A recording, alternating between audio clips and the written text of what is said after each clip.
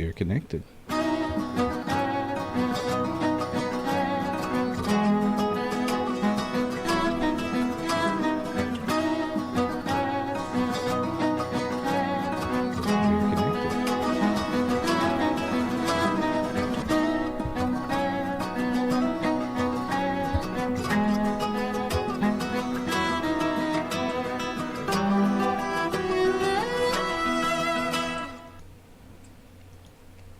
And we're back. Welcome to No Direction, the Pathfinder News, Reviews, and Interviews podcast. I'm your host, Ryan Costello. And I'm Jefferson J. Thacker, also known as Parham. Intriguing April continues, and we are joined by a designer on the Pathfinder role-playing game at Paizo. We chose him very specifically because he shares a name with a superhero. Of course, I'm talking about Garfield Logan, Beast Boy from Teen Titans. That would be Mr. Logan Bonner. Hello. Welcome to the show, Logan. How are you doing? Thank you. I'm all right. Now, I know we made the joke about the superhero because, of course, Vigilante is an ultimate intrigue, but correct me if I'm wrong, you didn't actually have much direct influence on the Vigilante, correct? Well, Jason did the base design of the class, and then the rest of the team, Stephen and Mark and I, worked on defining some of the subcategories of the class. So I worked a lot on the Warlock and not as much on the core class. So then the Warlock was originally going to be a major part of the class, and instead it became one of the archetypes. So how does the archetype that it became compare to what you worked on when it was in the playtest? It's got a lot of the same abilities. We kind of changed the focus around a little bit. In the original version, it was kind of pick and choose from this menu of things, and moving them to archetypes let us kind of say, this is what this type of vigilante is best at. So for the Warlock, you still cast spells, but the Mystic Bolts ability of the class, which was really kind of popular in playtest, really got a lot of attention. That kind of became the showcase, the major interesting thing about the archetype. So we kind of got to emphasize some things a little more than we would have been able to if it had not been an archetype and had just been kind of one of your four paths for the main class. Cool. It does well, sort of. Go ahead, Parham. I like the shift to the archetypes, because when I went back and thought about it, and I didn't bring this up in the review because I only thought about it after, is that we always come to these things from the point of view of Pathfinder experts who know how to build like the best optimized version of these classes that you guys offer us. But with a Vigilante as it would be incredibly easy to build an incredibly broken, in the bad way, unplayable version of a Vigilante. But the archetypes seem to keep that from being a problem. Yeah, and that's one thing we always kind of look at is separating things out into kind of the best way to represent them. Because, for that type of ability, there's a million different ways we could do it, and it's really kind of nailing down the way that's going to be the most interesting and the clearest cut. Mm-hmm. Now, I do want to switch to a bit of broader conversation about Ultimate Intrigue, but since we're on the topic, there is one specific question we had about all of the spellcasting archetypes for the Vigilante. All of them are learned casters, and yet when you think of superheroes, which is kind of the spine of the class, or it's what the class, it's the theme of the class, most of them would be more categorized as a spontaneous caster. So why was the decision made to make them all prepared casters? I think part of that is because while the Vigilante is kind of super heroic, we can't really have it represent every type of superhero. So we kind of had to pick and choose and kind of say, all right, well, what's the part of this class that most closely works with spellcasting? And so we kind of went with more of a preparation, kind of a little more of the Batman side, a little less of the Green Lantern side. While those things I think are possible for the class, we wanted to keep the main ones that you get in Ultimate Intrigue a little closer to that core concept. Mm-hmm. Now, for any of our listeners that might be completely confused because you've just tuned into our show and don't know what Ultimate Intrigue is, Logan, can you give us a 30-second sales pitch on, just what Ultimate Intrigue is and why our listeners should be interested in it? Sure. So Ultimate Intrigue is a book of expansion rules for Pathfinder that includes all kinds of things for social interactions, spy missions, heists, anything that's kind of a little more social interaction based. There's still a good amount of combat stuff in it. There's still a good amount of magic in it, but it's kind of looking to give you tools for campaigns that are focused a little more on the social side of things, thieving, trickery, and that kind of stuff. So the main part that we're talking about now is the vigilante, which is the new class in the book that has kind of a social identity and then a vigilante identity, and kind of fights crime part of the time while also working within society the rest of the time. From your point of view as someone on the design team, do you find out about these books when they're added to the schedule and approved by Eric and Lisa and them? Or is this something that Jason works with you trying to find the coolest book that the team wants to work on before pitching it to the Paizo uppers? Usually it comes from up above, where they kind of brainstorm some rough ideas for what they'd like to see in the upcoming schedule. And then there's usually a phase in between where, unless it's a slam dunk and it's like, oh, well, we're definitely doing best 35 in this slot. Usually that kind of thing, it's kind of a foregone conclusion. But something like this, usually Jason will come to us someday and kind of sit down in the office and kind of say, so one of the ideas that they're talking about is maybe a book about intrigue, with some stuff about, and then he kind of talks through it a little bit. We offer some ideas back and forth, and then he takes that back, and they kind of hone in on the best ideas for that concept. Or sometimes we kind of say, they'll have multiple ideas, and we'll kind of say, well, this one we think could work. This one, this book idea, an entire potential book, we might say, we don't think this one is quite as good as this one, and we'll kind of prioritize that way.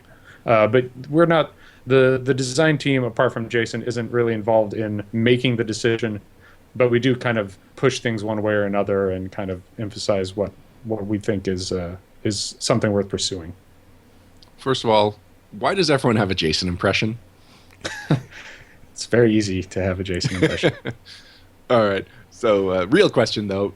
When Jason came to you and told you about Ultimate Intrigue, what were your initial thoughts? My initial thoughts were that it's difficult. So one of the things that role-playing games of kind of the fantasy role-playing, fighting focused style have problems with is kind of social interaction. And for Pathfinder, the social skills, which are kind of the main way of interfacing with that in the game, are not super in depth.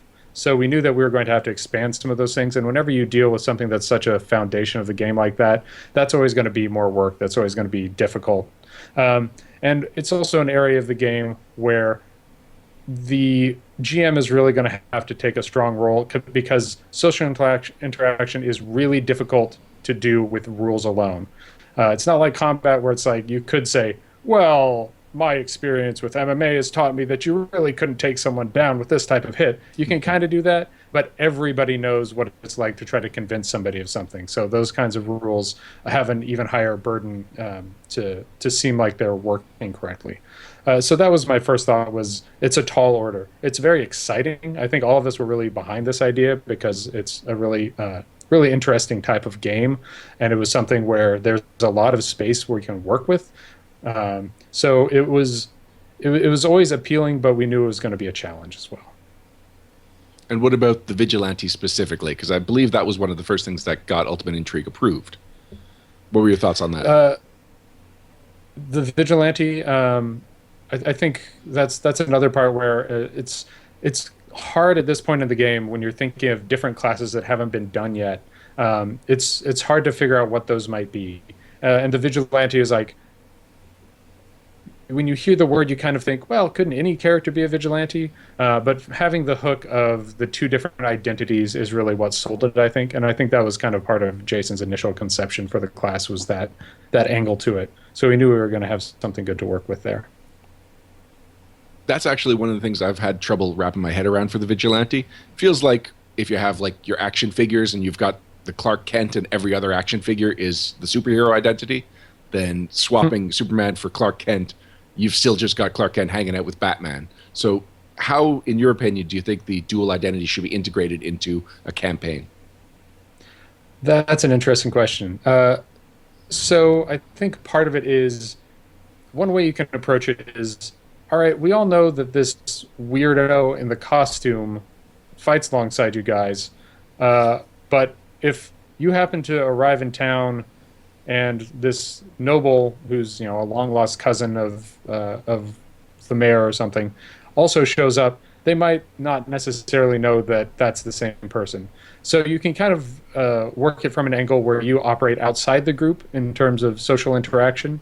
You kind of have to look at things from a little bit of a different angle where you normally think, all right, well, we always do everything together as a party, right? We always go into the same situation, so everybody can be involved and everybody can bring their best skills and expertise to the situation.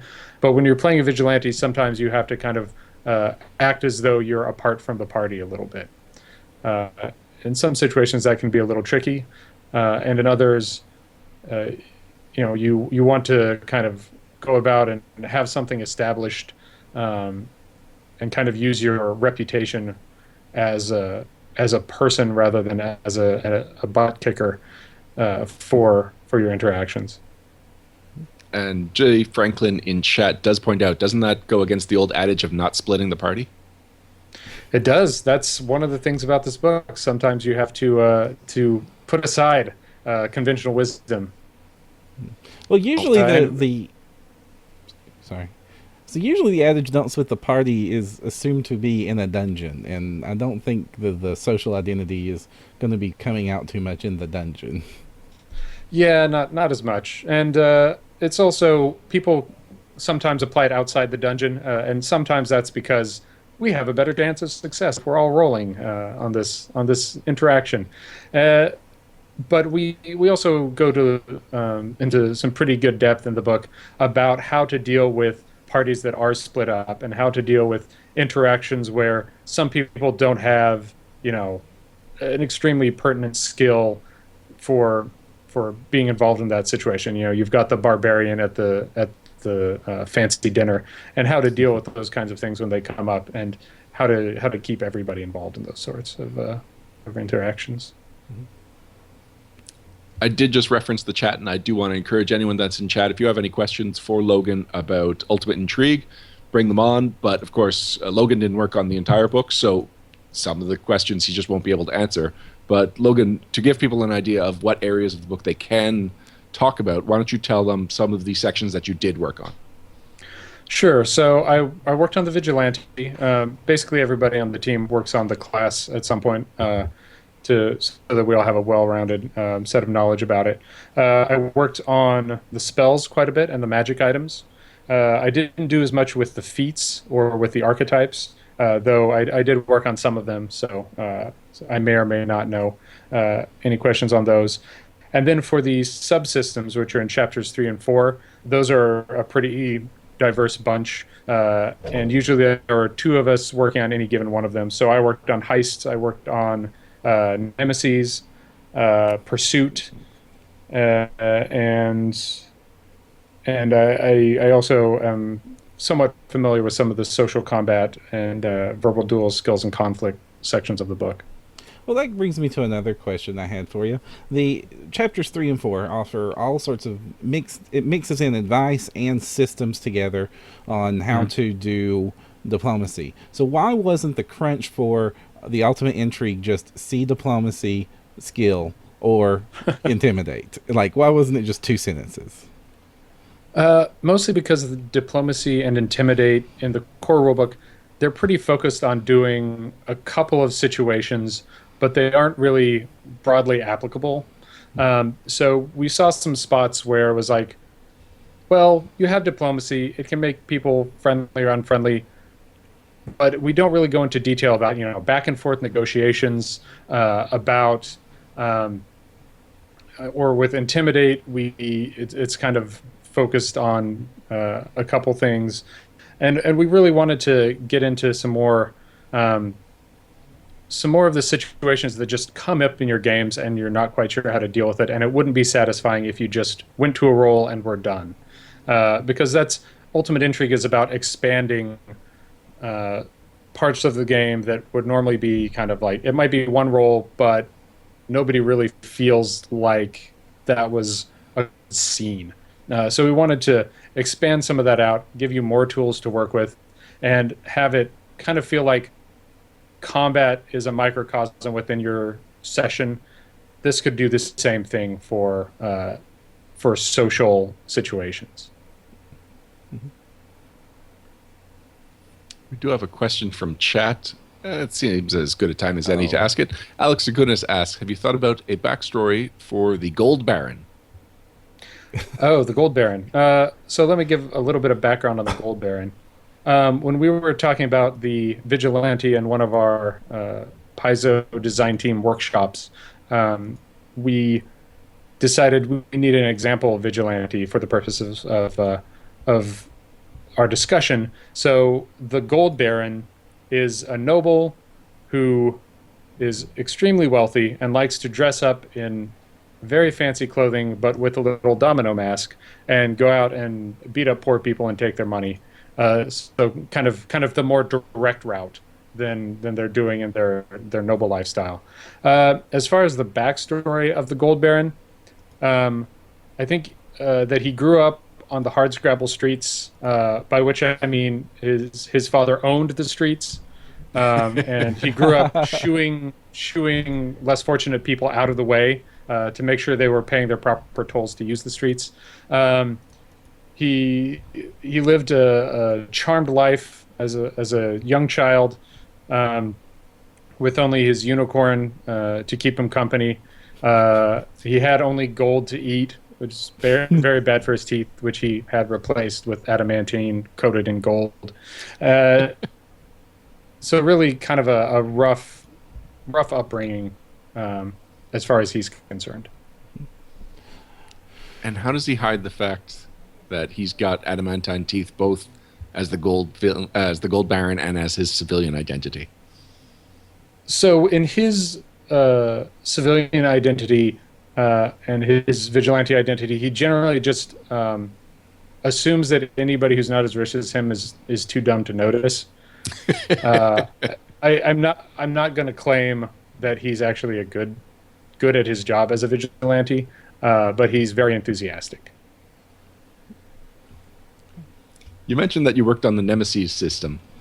Mm-hmm. This was actually one of my favorite systems in it. I think it's a really clever way of building up a plot, like having things going on in the plot directly influence the party without having every mission be about the main plot. So, and it's very different from other subsystems that we've seen in the game. So how did you go about tackling creating Nemesis? So I worked on that system with John Bennett, and we met at PaizoCon and kind of talked back and forth about some of our ideas for the system. The general idea of kind of building up animosity over time is kind of there to give some guidance for building tension over a campaign and to kind of give the GM a way to measure, all right, how nasty can I be at any given time, to kind of make sure things keep accelerating and getting higher stakes over the course of your campaign, because a lot of times you kind of play that sort of thing by ear, but here's a way to kind of codify it, to keep track of it, and to sort of make sure you don't sleep on this villain and kind of forget to make them an important part of the campaign, because keeping the big bad guy in mind is always important, but like you said, you don't want it to be, oh, they show up again and they're here again. So to kind of make the villains tendrils felt throughout the campaign without just kind of carting them out over and over again. Now, you mentioned there's a way to keep track of it, and one of the things is like this introduces the whole book. If you adopt a lot of it, especially if you adopt a lot of this book, and then also adopt a lot of the social stuff from Ultimate Campaign, you get introduced to a lot of things to keep track of for a party. Do you have any advice for GMs on how to like keep this down, keep it organized? I'd say the main thing is to look at the ones that are most important to your campaign, because we don't really intend you to kind of universally use all of them. So just because you're going to have a heist doesn't mean you necessarily have to use the heist system. Just because you're going to have some social situations doesn't mean you necessarily need to use verbal duels. But kind of look at the focus of your campaign and look at the preferences of your players and just kind of pick, 2 or 3 that are the most intriguing, and also look at the level of experience of your group and how much they like keeping track of things. Because if they really enjoy keeping track of things over time, some of those ultimate campaign systems are going to appeal to them more, and you'll want to kind of make sure they stay happy, and also look at what parts of the game each of these systems interacts with. Some of them are for individual encounters, so something like verbal duels is going to come into encounter, but it's not going to be something you have to pay as much attention to the rest of the time. Something like Nemesis is going to be one thing you're tracking all the time. Something like downtime from Ultimate Campaign is another thing that you're going to have to continuously keep track of, but it's coming up in a different circumstance from the Nemesis system. So you kind of have to figure out how to balance things so that, for instance, you have an encounter and you don't have to keep track of how it changes your Nemesis's attributes and how it changes this other part of the game and how it changes this other part of the game. So just kind of use things judiciously, and pick and choose your absolute favorites. So I was going to start. I was just about to recommend that we adopt something similar to the heightened alert status. So today's Nemesis is now orange. Nemesis code orange. Mm-hmm. There might be some light assassination. Well, that's a good point. So, what sort of stories and adventures would you create out of this book? Like, what kind of campaigns would you want to heavily rely on this? So, I think the primary thing is it's going to be best for campaigns that spend a fair amount of time outside of the dungeon, and campaigns where the players and their characters care about more than money and violence. And some campaigns, that's just not the case, right? They want to go and kill things. They want to beat up the bad guy. They want to steal stuff, and that's kind of all they're really interested in. But if you have a game that's based out of a major city, or where they're trying to climb the social ladder, or if they're more of a group of thieves than they are a group of combatants, then a lot of the stuff out of Ultimate Intrigue is going to be really good for those. That's kind of the main part of it, is using it for the campaigns where it fits the theme, and ignoring it for those it doesn't, or picking and choosing your favorite bits out of it. You mentioned you also worked on the pursuit system. Mm-hmm. Pursuit system is very much built on the chase system. Like, it has the same chassis as the chase system, which I would call one of the more contentious systems or subsystems in the game. Was there a reason that you decided to double down on the chase mechanics rather than find an alternate to how those work? Basically, so that if you're running these different parts of the game, they kind of function in the same way. It's kind of the same reason we wouldn't do something that functions like an attack that doesn't use an attack roll. You kind of try to iterate and refine rather than reinvent in cases like that, just because you want things that appear to be the same to kind of function the same under the hood. Now, when you were dividing up who's working on which section, was there anything that you called dibs on? Heists, I was pretty interested in. I've watched a lot of Leverage and played the Leverage RPG a fair amount. Mm-hmm. So that's something that I had some interest and experience in going into it. Doing that was kind of my main priority. Nemesis was another one that I was like, that was kind of my suggestion, and something I knew I was going to want to shepherd through the process. I did like that about the heist, and now that you've mentioned Leverage, I kind of recognize it, because it seemed like, of all the book, this was the one section that seems almost completely inspired by a lot of the Rules Light's mystery systems being introduced. Mm-hmm. Yeah, and one of the tricky things about incorporating the system was you have something like the Leverage role-playing game where you have, built in, you have a fair amount of making stuff up on the fly, and you have flashbacks as a straight-up game mechanic. And there are spots like that where it's like that works great for that game, but we know there's kind of a certain wall where Pathfinder players are going to have a hard time getting their suspension of disbelief past that, because the rest of the game is defined so much more thoroughly than the rules of the leverage role playing game, for example. So it was kind of finding a middle ground where it allows for a little more improvisation, but it doesn't go so far that people feel like it's a totally different game and not part of their Pathfinder campaign at all. And that's kind of a hard balance to find. I think that system does a good job of it, though. Well, I think a system that did find a great balance of balancing the traditional Pathfinder with new rules is the research system, because you gave libraries hit points. Can you explain this about the research system?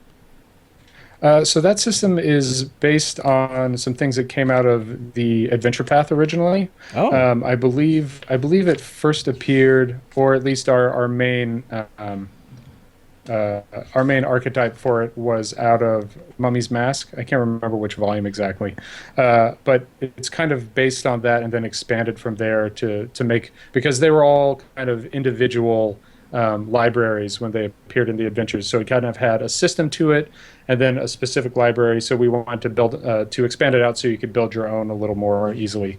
So it's an expanded version of that. So that's kind of where the hit points started from.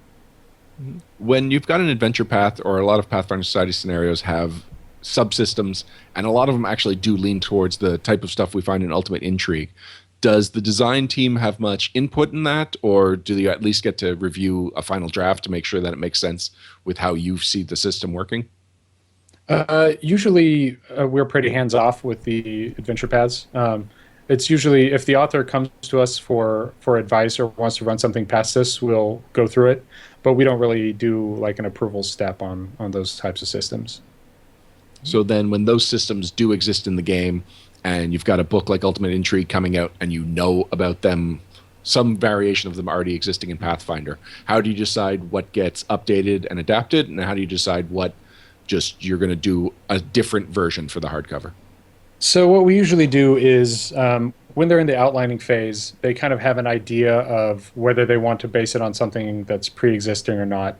And then once we actually get to working on it, we usually, one person goes over it in depth, looks through it, figures out what works well, what might have some problems, and then we discuss it, and we really explore all the different options. So like for the knowledge points, we looked at it and we're like, okay, what if we got rid of those entirely? And How do you preserve the system as much as you can and keep these spells relevant without completely making an intrigue-based game irrelevant? that was one of our big challenges, and that's something that we knew going in. The spells of intrigue section is kind of part of that, and it's kind of the reason it's in here is because we knew if we didn't address it, we can give you whatever tools we want for an intrigue game, but if they fall apart, if you cast Detect Evil, they're not really very good tools. So try to get it as close as we can while kind of polishing some of the rough edges. You also said that you worked on the spell section. Did you work on the chapter Spells of Intrigue, or not the chapter, but the section in Chapter 3 called Spells of Intrigue? I did a pass through that. Mark Seifter did most of the development on that. I'm afraid I can't remember which author worked on the initial write up of that. So I did kind of the second pass through that after Mark had kind of had already gone through it. Now, I would imagine when you are plotting out a book like this and you want to talk about how to make an adventure intriguing, just about every element of intrigue can be defeated by even basic divination spells. So Yeah. how do you preserve the system as much as you can and keep these spells relevant without completely making an intrigue-based game irrelevant? That was one of our big challenges, and that's something that we knew going in. The spells of intrigue section is kind of part of that, and it's kind of the reason it's in here is because we knew if we didn't address it, we can give you whatever tools we want for an intrigue game, but if they fall apart, if you cast Detect Evil, they're not really very good tools. So that's also one reason why the vigilante has some ability to foil those types of effects. And we kind of approached, especially with the spells for this book, we approached everything as having kind of measures and countermeasures. So we looked at things already existing in the system where this spell will foil this spell, and we wanted to talk about those in spells of intrigue, but we also looked at spots where it's like, well, there's this spell, but there's not really any good way to avoid it. So let's do a new spell that does let you do that, or a new feat that lets you do that, or a new magic item that lets you do that. So that we could take some of those things where there are still spells that just kind of win these scenarios and make it so that there are at least tools to foil those. And just like anything in Pathfinder, you're not always going to have those, and sometimes you're just going to lose. But we wanted it to be where it was no longer the case that you just had no chance if you hadn't prepared properly. So it's all about measures, countermeasures, and preparation. I remember listening to a podcast that what you just said reminded me of. It was about, I think they called it perfect security, and it's been 70 years since we've had perfect security, which is when at some point we had a lock and no method of unlocking it. Other than the key or the combination. So like at this point, there is no lock in the world that can't be beaten by a method that currently exists in the world. And that's how I kind of see, like, in Galarian or in whatever your world is, if you know that there are these people that can do this divination, you're always going to be trying to make the best lock against that divination. So the spell section is basically the real world anti-lock pick.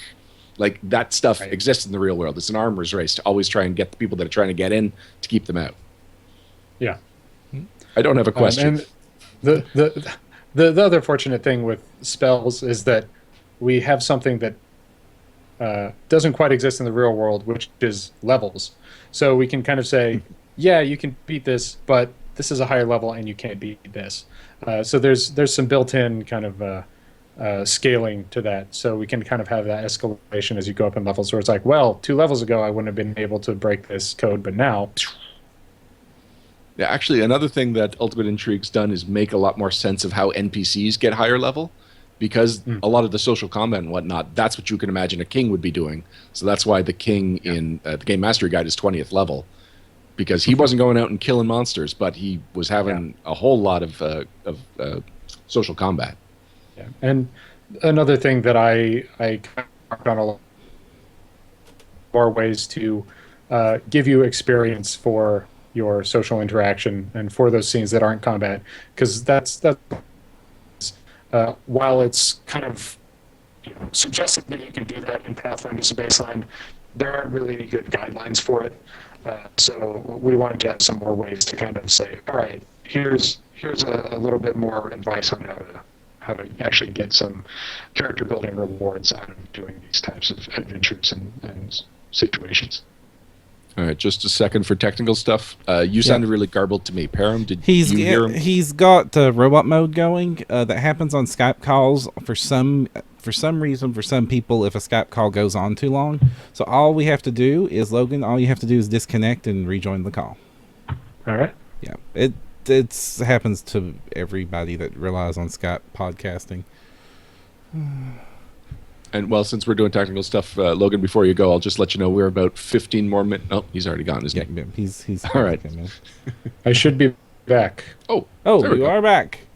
You sound much better. We're just waiting for your video to come back in. Yeah, Skype usually needs about 10 seconds to get good. Yep. Jay Franklin wants to know why Skype does that. We don't know. We wish it didn't.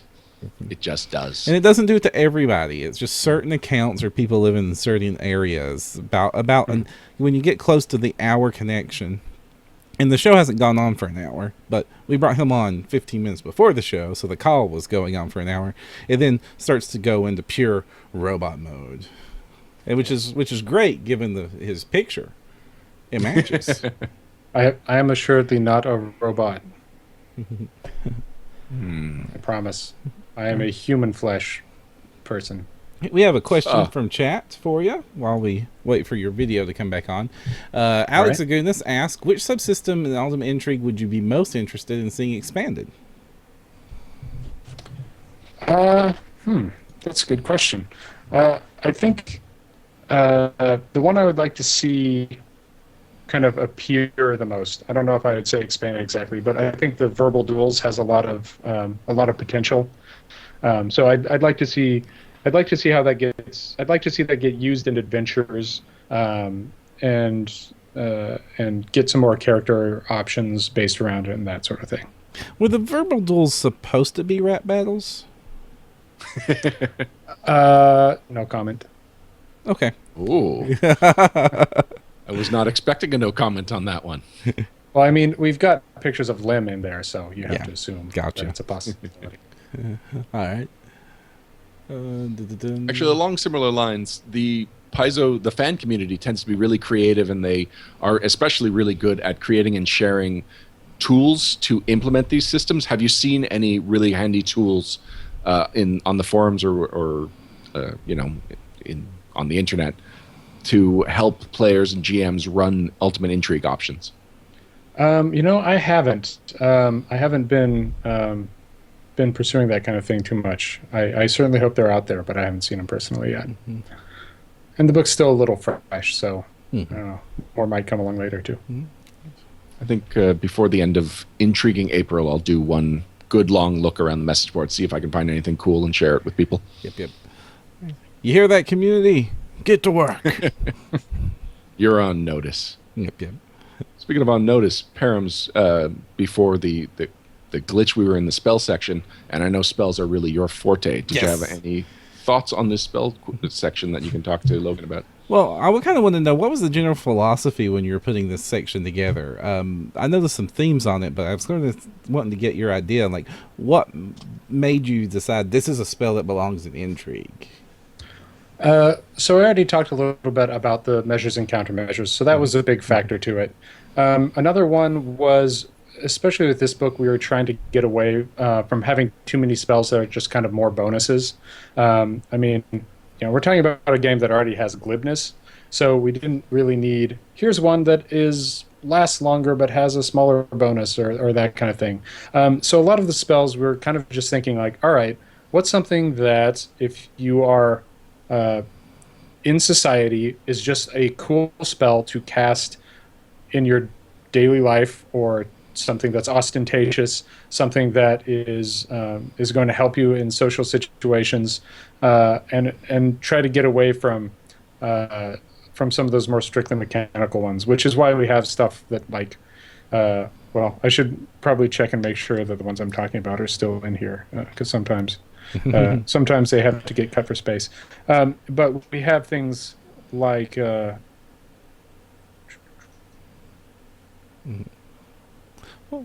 One of my favorites was detect anxieties, which is just a fun way to sort of give an emphasis on how to use social cues during roleplay scenes. Yeah. Something like conditional curse is also kind of like that, where it's like, yeah, you could just curse somebody if you just want to screw them over. But this is kind of a little more in kind of the Gesh mode, where it's like, you're going to be cursed, but you can cure it through this Disney-style set of circumstances. So some of these are kind of to make the story a little more interesting when you're approaching it from an angle other than just trying to get the best advantage out of your spells to beat people. And some of them are conjure carriage is another one. It's like, I make a really cool carriage. What's the combat implication? Not great, but we've got this really cool carriage. And you might not pick it if you're a spontaneous caster, but it's not too bad to have around in a spell book. I mean, just being able to spam out a whole fleet of carriages. I mean, you could be Fantasy Uber. That's right. You could be Prince Ali. And we've got so many spells from the core rulebook that are about making mansions and tents and stuff. It's about time that you've got something to get around instead of just sitting in one place being fabulous. Yeah. Oh, we got a new question from chat. This one is from Yasumuto. I hope I got that right. Says, any suggestions on how to run the Vigilante in Pathfinder Society? No. The Vigilante, we consider Pathfinder Society when we're working on things, especially classes. But there are some of them where we just kind of know this is built for a different type of campaign. Um, because Pathfinder Society doesn't have the same type of persistence as the home campaign, we knew that the Vigilante was going to have a little bit of a hard time of it. Um, so, especially with some of the the choices for your let's see, what are they called? Your social abilities. Some of them, you kind of. My best advice is to kind of build around the things that really rely on you to have a particular um, location or place in the world. Some of the things built around renown don't work quite as well. I'm not exactly sure how we've implemented renown in Pathfinder Society. I know there have been a lot of conversations about it, but I wasn't really involved in them very much. So yeah, kind of build around those types of things if you really want to be a vigilante. And honestly, you probably want to focus on your vigilante side first and your social side second, just because of the nature of those adventures. Yeah, he does raise a couple of good points after he asked his question. Basically, if you got teleported away to somewhere for your mission, which often happens in Pathfinder Society, then suddenly there's this noble that's showing up and helping out. It's like if the Avengers just go on a mission to Mars and suddenly there's Tony Stark trying to negotiate with Martians for some reason. Yeah, it can be. I will say, like, even if you put some work into to making your vigilante work as best you can in Pathfinder Society, there are going to be some situations and some adventures where you kind of just have to say, all right, for this whole scenario, I'm just going to be in my vigilante form. I'm just going to have to live with that. I don't believe I've ever had to say this before, but I would like to thank They're on Helix for hosting us, which is the first time anybody's hosted their channel before. Huh. Thank you. We have a question from Mart Undos, who says, is there any system in Ultimate Intrigue that you wish you could send back in time and use it in a campaign or scenario you play? That's a good question. I think for me, probably the Nemesis system. I'd really like to be able to use for past me, and I wouldn't say for a specific game, but just kind of. I think it's just kind of generally useful. Anything that's kind of campaign based, I think it works well in. And there are a lot of things that some of the other systems where you can kind of fudge it, but I like the level of detail in that one because it's parceled out over a long period of time, and it kind of gives you something constant that runs throughout your campaign. I had a question about going back to some of the archetypes. When we were going through the archetypes, well, you liked a lot of what we see, but then every time now and then, on more than one occasion, we'd run into an archetype that was like, hey, that's weirdly specific circumstances that this would be appealing. And then we all noticed that it started to fit if we were like, oh, but this is meant for NPCs. Is that accurate? Is there like archetypes and character options you invented more for the GM to use than the players? There are some of those, and we try not to do too many of them, but especially with a book like Intrigue, where it's kind of partially a player-focused book and partially a campaign-focused book. We had to make sure that there was some amount of stuff that was going to work for NPCs and could really flesh out your opposition in a campaign, because this is kind of the best book for that to appear in. So there's a little higher percentage of it in this one, because if you take something like Advanced Class Guide that is really, really player focused, something like Ultimate Campaign that is really, really GM focused, with player stuff in it, but it's more at the campaign level. Ultimate Intrigue is kind of somewhere in between, where it's mostly player focused, but there's a fair amount of stuff that the GM is going to have to adjudicate and implement in the game. Mm-hmm. This might be a really semantic question then, but why isn't it Intrigue Adventures or Intriguing Adventures? Why did it go with Ultimate Intrigue for this book? Because it's still kind of a little further on the player side of that equation.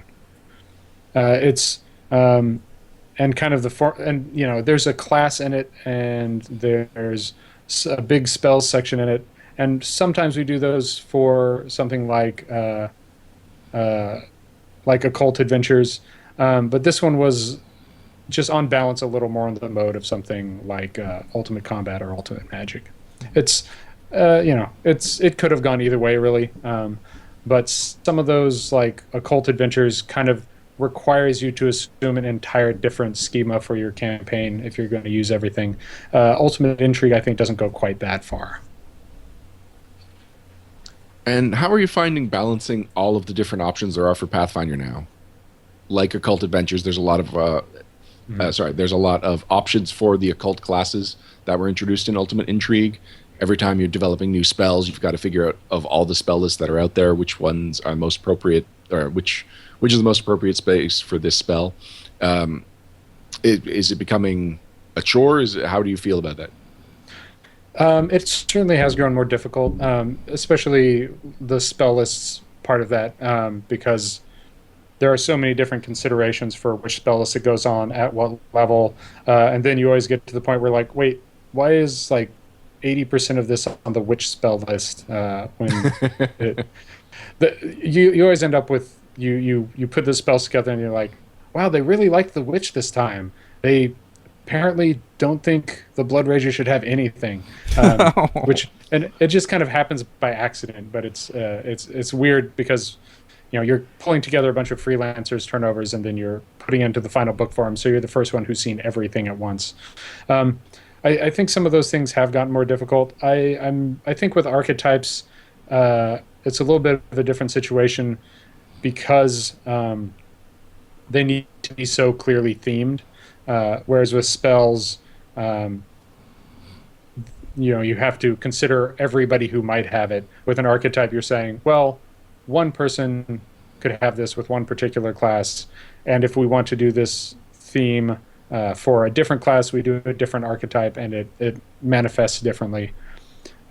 So I don't think the archetypes are quite as big of an issue, except when we, run out of space for them, which usually isn't a problem. But sometimes it's kind of like, well, we wish we could have had a section on this class, and we didn't have quite enough, and we have to kind of compromise. And we also, for the Occult Adventures classes in this book, we went a little heavier on them because that book was newer, and because the occult and intrigue kind of work really well together thematically. So we knew we wanted to emphasize them a little bit more. Occult, then intrigue, and then horror coming up. I'm sensing a pattern. You did get me curious, so I had to look up what the Blood Rager gets. So he gets 5 spells. That's considering it's a Blood Rager. He does now. Yeah. It's more than you might expect. Now. That's the post-fixing it. Yeah, some of the thinking that you've had from running games over and over again. So I think those things are really great for getting you in the right mindset. As I said earlier, I would probably only pick like 1 or 2 subsystems to use in a given campaign. And implementing the vigilante, I think, is really fun. I would certainly not mind if somebody was playing one of those in the situation of, oh, look, it's me, the noble. Hi, how is everybody that I don't know? Those things can kind of strain believability, but oftentimes it's the things that strain believability that are the most in a game. So I think that works out pretty well. Okay. I'm afraid you've gone back to full Cylon mode, Logan. Oh, all right. Let me pop back out. Yeah. Well, we were basically ready to wrap things up. We need to ask him his con stuff, though. Yeah, it's true. Yep. What about you, Ryan? Any of Ultimate Intrigue you think you're going to be throwing into your game soon? I am so torn about the Vigilante. I'm like, it's a cool class. I can think of a lot of cool ways of doing it. But like the question I asked him earlier, like, what if I'm just the Vigilante idea for 90 to 95% of a campaign? I have your answer. Only occasionally. Okay. Justice League Unlimited. Batman is never Bruce Wayne in that show, and he's still awesome. Yeah, but then couldn't I have just been a rogue or a ninja or a rogue ninja? No, I couldn't be a rogue ninja. Well, like, but like it's not like the class doesn't offer unique abilities and mechanics and themes. It's true. It's very good at being Batman. Right, I'm back. I think. But your connection's not much better, so we have to assume it's something on the pipes. So, Logan, we need to sort of. But oftentimes it's the things that strain believe that are the most legs in a game. So I think that works out pretty well. Okay. I'm afraid you've gone back to full Cylon mode, Logan. Oh, all right. Let me pop back out. Yeah. Well, we were basically ready to wrap things up. We need to ask him his con stuff, though. Yeah, it's true. Yep. What about you, Ryan? Any of Ultimate Intrigue you think you're going to be throwing into your game soon?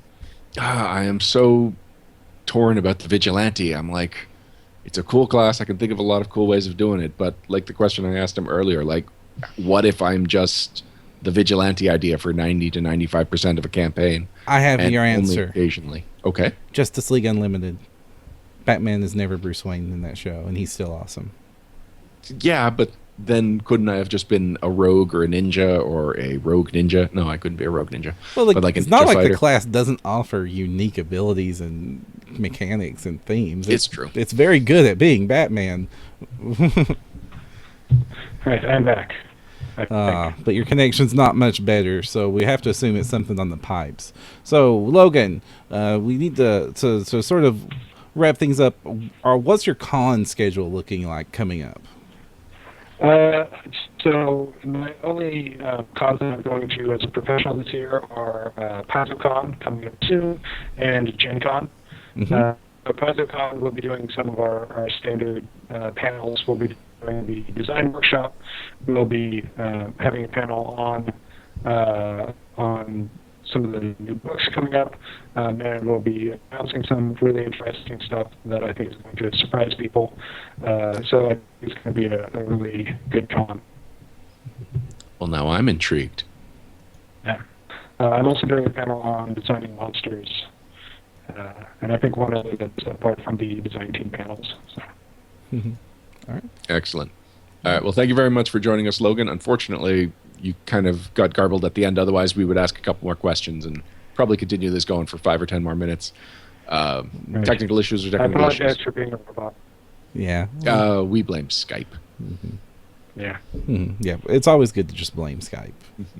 Anyway, I'll be seeing you at PaizoCon soon enough, 30 days from now. And thank you very much for joining us. We will be right Right, back thanks with for the having news segment right after this.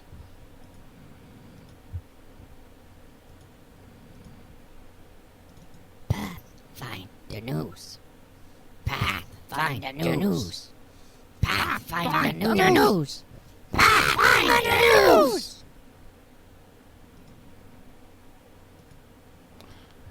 And we're back. In the Pathfinder news segment, we talk about all the latest happenings for the Pathfinder role-playing game, be it from Paizo, be it from licensees or third-party publishers. Basically, if it's of interest to you as a Pathfinder enthusiast, we like to let you know what's going on. Param, I think I'm calling this the biggest news, even though it's not directly related to the Pathfinder role-playing game. Pathfinder Adventures just launched a couple of hours ago. Yeah. So Pathfinder Adventures is the app-based version of the Pathfinder Adventure card game. It was developed by Obsidian Entertainment. It's now available in the App Store. And at first I thought it was just going to be on Apple products today, but no, it also launched about an hour or so later in the Google Play Store. So it's available great. on all devices. Sorry? Yes. I said, oh, great. I was worried I was going to have to dust off my iPad. Yeah, I actually believe it did not download. All right, I'll have to get that later. Well, let's So not be here's how it downloading works. stuff while we're trying to podcast, right? I did it by mistake. Oh, I hope that wasn't what caused Logan's issues. No, it can't. I'm the host, so don't worry. Okay, good. So a lot of people were curious about how the pay model was going to work. Okay. It's free to download. Okay. It comes with one adventure and several of the classes. Okay. You can then buy additional adventures, and each adventure that you buy is a module in the adventure path. So you don't buy Rise of the Rune Lords, you buy Burnt Offerings. Okay. And then you buy Skinsaw Massacre. And those are the only 2 adventures that are available now. If you pay $25, that unlocks all current content and all future content. So Oh. basically, if you just want to own the Pathfinder Adventure card game as an app, $25 will get you everything forever. That's a good deal for what content you're going to get. I like it's the combination of it's free right now, so Mm-hmm. I can try it, make sure I like it, and then $25 will last me a long time. Like it won't be long before I've not made back my $25, but gotten my $25 worth out of it. Right. Well, what content? Like, what's a adventure cost right now? Oh, that's a good question. Like, this has just come in like literally as we were setting the show up, so we don't have much hands-on with it. Now that said, I have got to play the thing at convention several times, and I had a blast with it, and I thought it was pretty cool. I mean, it pretty much is the card game with very minor changes because some things can't happen in a digital product. But I have no idea about the final product, but it was a lot of fun when I got to play of it at the conventions. As of right now, I don't know exactly how much a single adventure costs, but I have a feeling I'm going to guess about in the $4.99 range. Okay, that's not bad. I was thinking it might be as high as $10, which is what some of the Hearthstone sets cost. But again, this isn't a directly analogous. This is not a competitive game. And you know what? If it is $10, I'm pretty sure that it's just priced like that so that everyone says, no, here's $25, get me everything. Yeah. Well, the everything in the future part, I guess that becomes only as much of a deal as how much content they develop for this thing, though. Well, if I know that they've got they've got the rest of the Rise of the Rune Lords in the pipe, and then I believe they've announced that Skull and Shackles is going to be the next one. I really would have loved a press release on this right now, but I have a feeling that's something that's only going to come in the next couple of days. So as I scramble to try and get all of the information, I'm coming up a little bit dry. Let me see if the Paizo site, the Paizo Facebook page has a better link, because most of the links I've found have been to the store. There's only one article that I've seen posted about it, and it does not give a whole lot of information. So I'm trying to find additional information right now. While I'm looking for that, I can tell you that I believe I'm going to get the $25 version. It seems like, as I've said before, I like the idea of the adventure card game.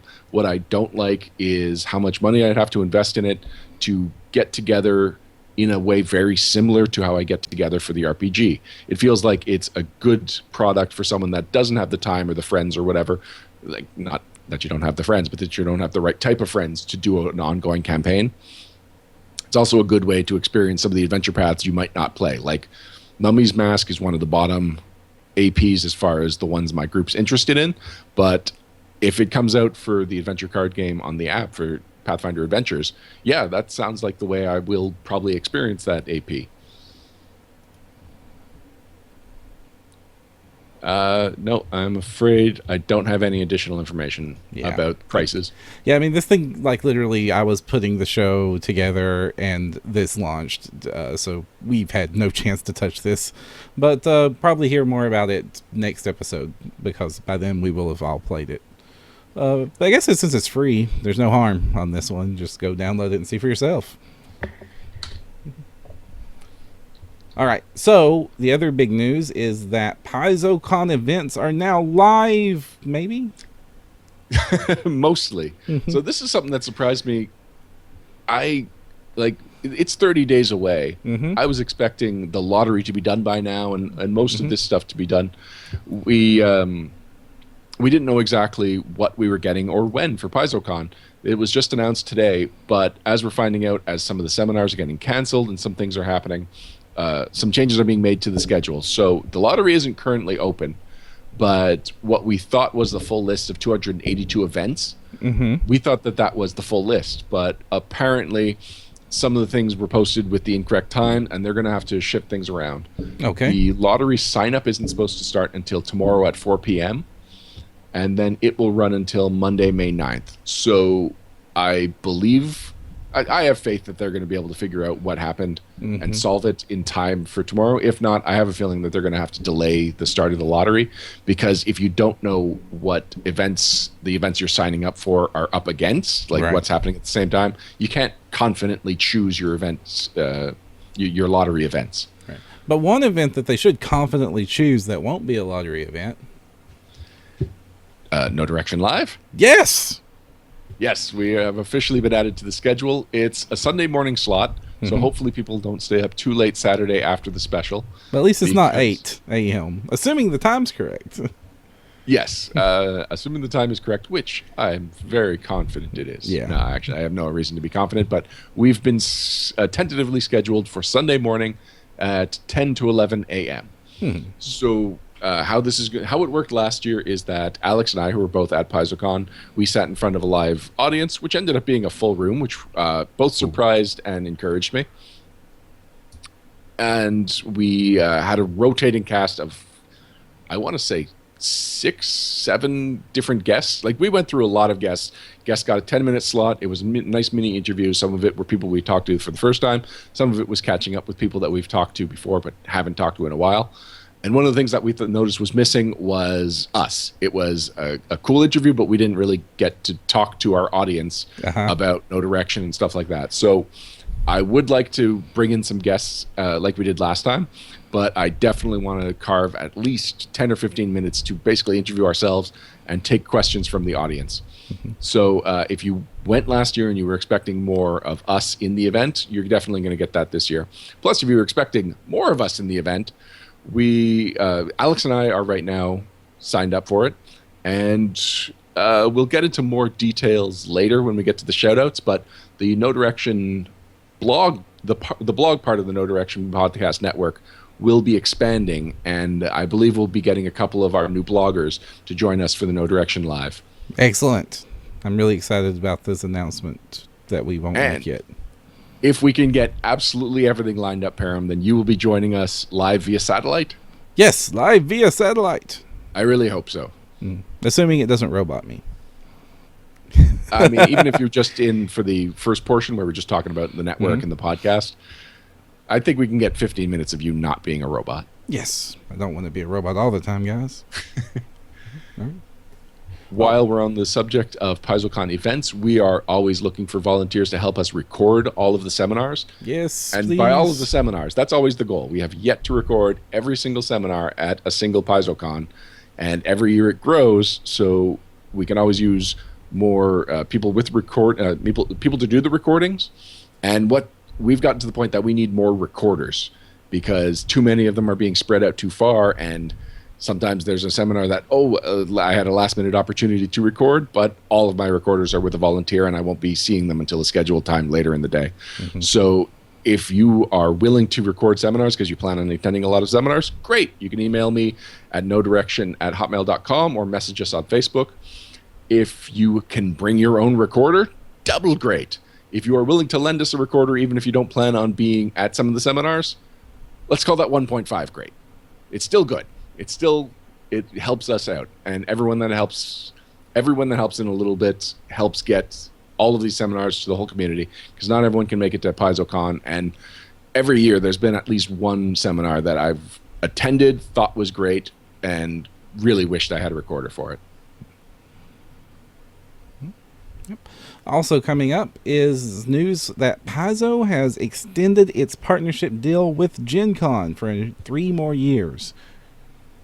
So this is a pretty technical piece of news. The sponsorship is something that it's a prestigious thing. It shows that Paizo is putting a lot of money into it, and that they have that kind of standing in the gaming community. Because remember, Gen Con is not just an RPG event. It is a gaming event, tabletop RPGs, tabletop board games, all things that happen on the tabletop. And for Paizo to get now a 3-year co-sponsorship with them, and I don't mean to stir up feathers, but while Wizards of the Coast distances itself from Gen Con, it's really putting Paizo in a really good position that some people were worried when 5th edition came out that Paizo would not be in the same power position, that they would kind of fade into the well-respected, also ran company. But no, Paizo continues to grow, Pathfinder continues to be relevant, and signing on to sponsor Gen Con for the next 3 years shows that Paizo is really confident that their position in the industry will remain as strong.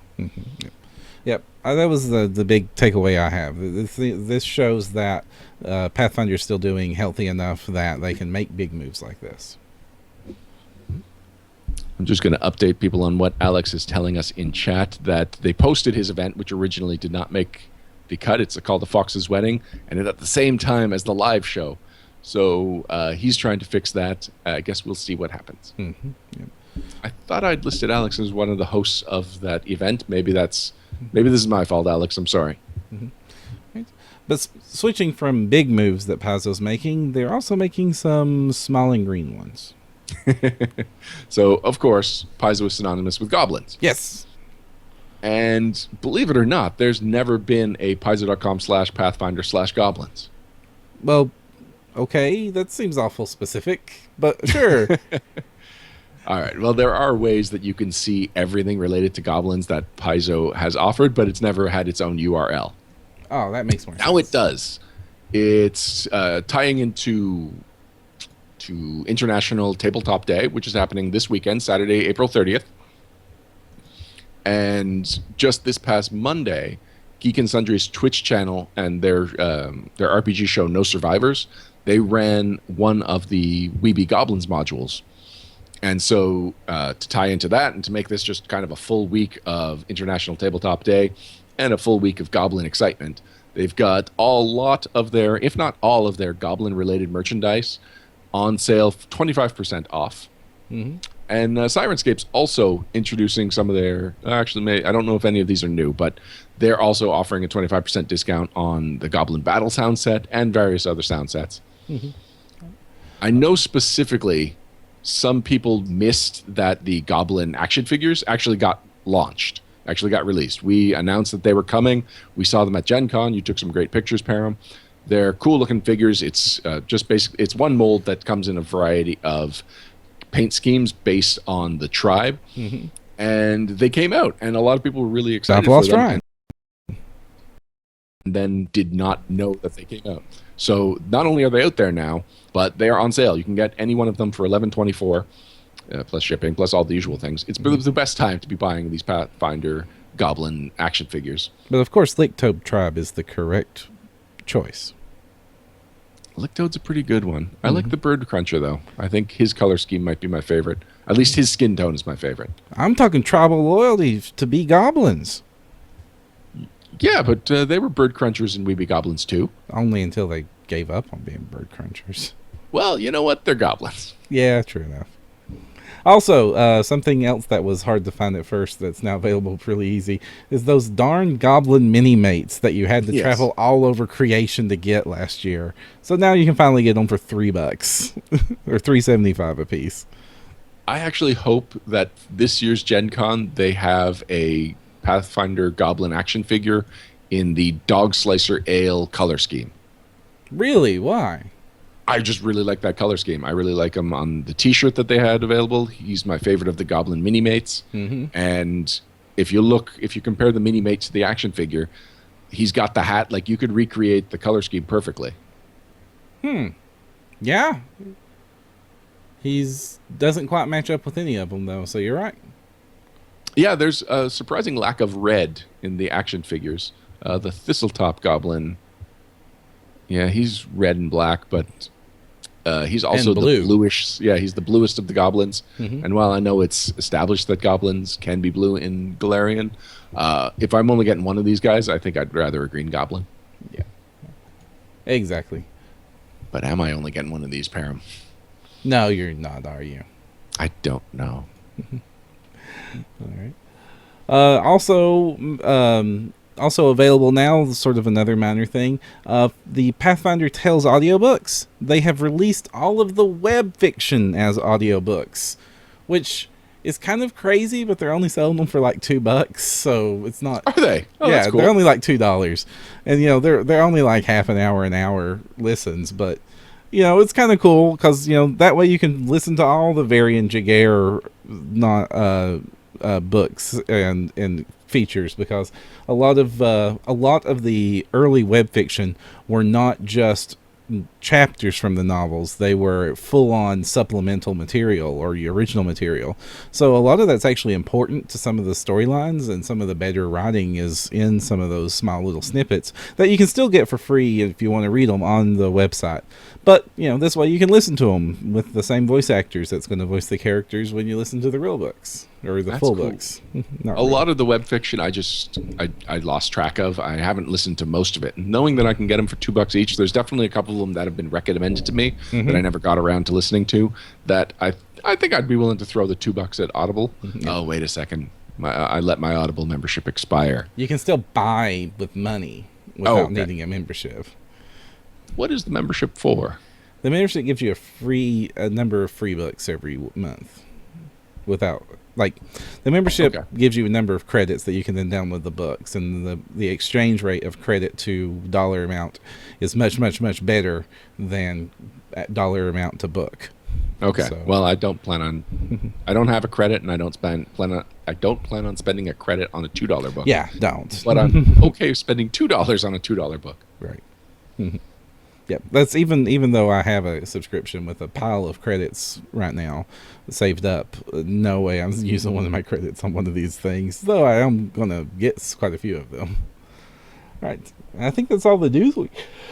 Well, actually, there's a couple of things in chat that are relevant. Bard Wannabe pointed out that the Critical Role game was a reverse version of the beginning of Rise of the Rune Lords. It was the goblins killing iconic Pathfinder characters. I admit, actually, I know that there was a lot of fanfare announcing that the Twitch thing was happening, but it doesn't feel like a lot of people were pointing links to it after it was done. So I'm going to have to go back and listen to it because I didn't get a chance on Monday, and I kind of forgot about it until today. But also, Bastille has an interesting bit of news. He says that Mummy's Mask, Pyramid of the Sky Pharaoh from Big Finish is coming out in May. So it's true. I forgot that Big Finish was also doing Mummy's Mask. I'm surprised by it. It feels like Mummy's Mask was getting a lot of tie-in stuff. It got an Adventure Path.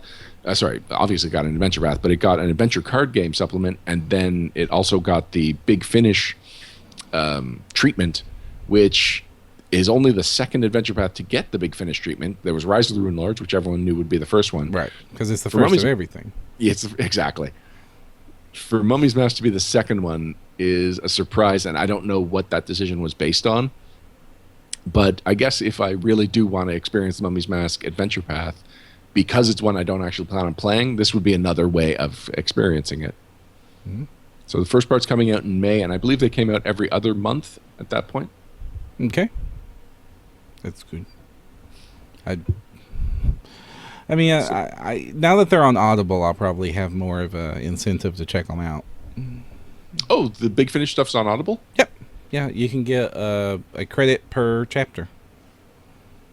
And there are 6 chapters, right? 6 chapters per Adventure Path. Yep. One for each book. One chapter per module? Yep.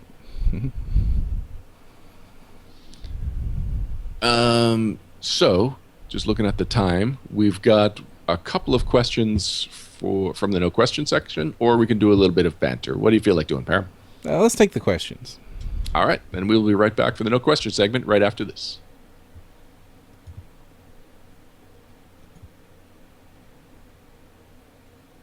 And we're back. The no question segment, we take your questions for the Pathfinder role-playing game, running it, world details, problematic rules, whatever questions you have for Pathfinder, we will do our best to help you out. How can people get us their questions, Param? Well, they can email us at nodirection@hotmail.com, or they can go to our forums at nodirectionpodcast.com and click on the forum link. There is a special forum just for the no questions. So just put your question in there. You can also contact us on Facebook. That's another great way to do it. Or just ambush Ryan at his friendly local gaming store when he heads there. That's also a great way. And of course, Carrier Pigeon has worked in the past before, and we can't ESP direct beaming or Dreams transplant has also been a fairly efficient way to get things to us. I got a question in a dream last night. Our first question, actually, we got a series of questions from Churcher on the forums, and Alex and I answered the first couple of them Uh-huh. when you were away the last time, Param. So I'm going to go back to those two for you. Okay. And then there's two more questions that we can answer about him, from him. So the first one is, what intro music is playing at the beginning of the episode? You know what? That's not a question. That's a factual thing you answered. Yes. Second one, what would be your favorite archetype? I don't have one because I kind of gave up archetypes. No, wait, archetypes, not prestige classes. Okay, I thought this was prestige class. Ooh, archetype. So Alex and I both were big fans of the Lore Warden. The Lore Warden's a great one. I do like it. While you're thinking about I'm it, fond of the Winter Witch archetype, actually. It plays really well with the Witch class and gives some fun abilities if you're going to really throw up that theme. now I know Winter Witch has shown up in a couple of places. Which Winter Witch are we talking about? Okay, it's the Winter Witch archetype for the Witch itself. Okay. What book is that in? Probably the Earson book? Good Lord, I forget where it's from. No, I play with it often, but yeah, it has to be Earson. Well, because it's definitely not an RPG line one, unless they made Winter Witch a generic version of the Winter Witch. But I'd imagine they would have got more mileage by tying it into Galarian. Let's see. So what is it about it the is Winter from Witch? Inner Sea Magic. Oh, yeah, that makes sense. Yeah, that makes a lot more sense. And what is it you like about what it does to the Witch class? Okay, first you get Ray of Frost, which is not super awesome, but it's good for role playing, and you can't really work that without it. And secondly, you get, of course, the Endure Elements, and most importantly, you can freeze somebody in ice As a curse? as a hex. Sorry, yes, a hex, not a curse. Yeah. Yep. And what does that entail? Does it slow them down? Does it immobilize them? Damage? It's permanent. They're stuck there until the ice melts. Wow. Yeah. What level do you get that hex? Oh gosh. Like early level, later level? It's a later level. Okay, because that sounds super powerful. Yeah. And I know hexes can be super powerful, and I guess it's just the slumber hex, but flavored a little differently and icy. Well, people wake up from the slumber hex assuming they don't get murdered. Yep. Which, of course, happens 110% of the time. No, not every time. When they're using the sleeper hex to do stealthy stuff, they don't get murdered usually. Yeah, all right. That's the other 10%. Yeah. So it's So Darren Goldmeyer 120% says of slumbering now? Yep. Darren Caldemeyer says that the Winter Witch archetype was revised in the Paizo blog. Oh. Are you sure it was the archetype that was revised? Because I thought it was the Prestige class from Paths of Prestige. Oh gosh. Well, Yeah. This is the problem with the Winter Witch is it has like a billion ways to be a Winter Witch. You've got the Prestige class, you've got the archetype, you've got the actual witch. It's really hard to just narrow that down. I mean, you say that's the problem, but it's actually it's good. It's great that people have options. Mm-hmm. Because I mean, if I want to roll up a Lore Warden, I can roll a Lore Warden. That's Right. Mm-hmm. So I am trying to quickly look up on the blog. Oh, there we go. Winter Witch Revisited. Oh, This is from September 13th, 2012. And? No, it's the Prestige class. okay. It's the end of the summer, and while it's not quite winter yet, we got a frosty gift when we recently released Paths of Prestige. There were some questions on the message boards regarding the Winter Witch Prestige class and how it worked with hexes and spells. Some of the other goodies the Prestige class gets, etc. They gave you the new Winter Witch spread. Excellent. Goodness says that the Winter Witch's archetype is required to enter the Prestige class, but the first version of that wouldn't be true because it came out before the archetype did. So probably only the revised version has that requirement. Possibly. I didn't actually open the revised version. I'm downloading it now. Mm-hmm. But I guess now we've moved on to Prestige classes, which is actually Church's next question. What would be your favorite Prestige classes? I don't like Prestige classes, and I didn't use as much of them since archetypes came out. So I don't really have one, not at all, because I think archetypes did Prestige classes better. All right. Just to take a second back, it says that you must be a patron You must have a patron and the Ice Magic class feature from Inner Sea Magic. Doesn't say anywhere that you need the archetype. Able to cast at least three different spells with the cold descriptor, one of which must be 3rd level or higher. Yeah, sorry, Alex. This time Ice you're Magic. gonna have to explain yourself. Ice Magic is from the Winter Witch archetype. So and exclusively? I don't know, but I don't. You don't usually get Ice Magic, or you don't usually get things like that outside of the thing like they appear in. And Alex is saying that Paths of Prestige came out after Inner Sea Magic. Hmm?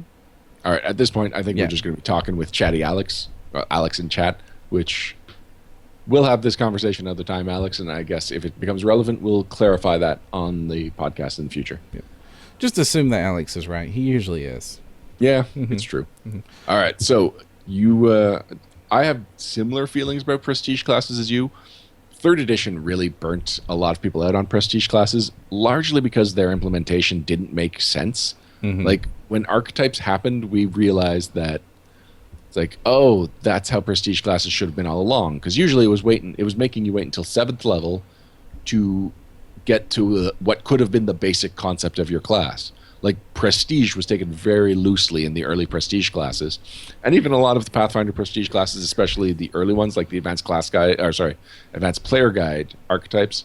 The Advanced Archetypes, all right, one more time. The Advanced Player's Guide Prestige classes are not particularly prestigious.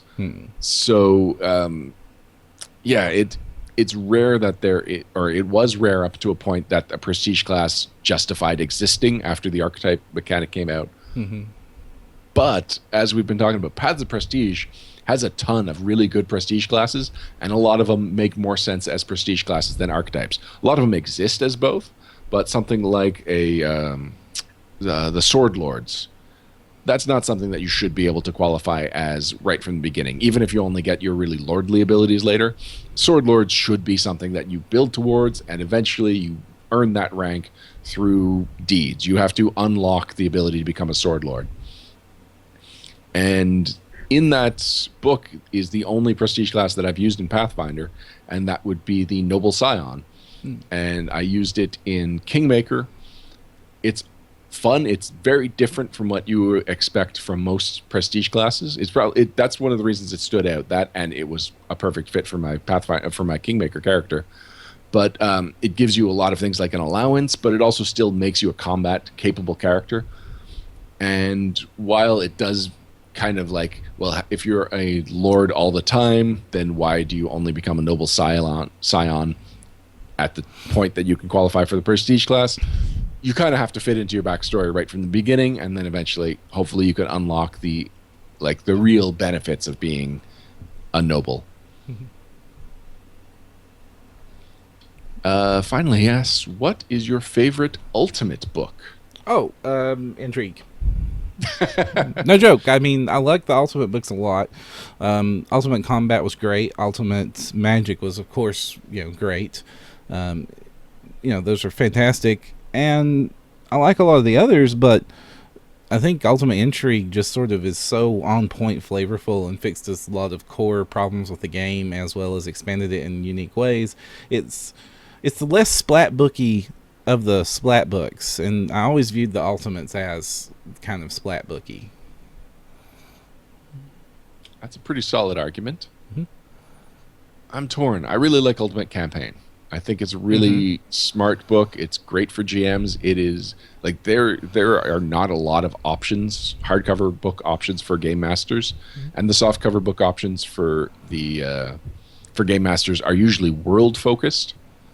So just having these are subsystems to help you out. These are subsystems to create entire campaigns around. I like it as a book that I am reading and as someone who enjoys this game.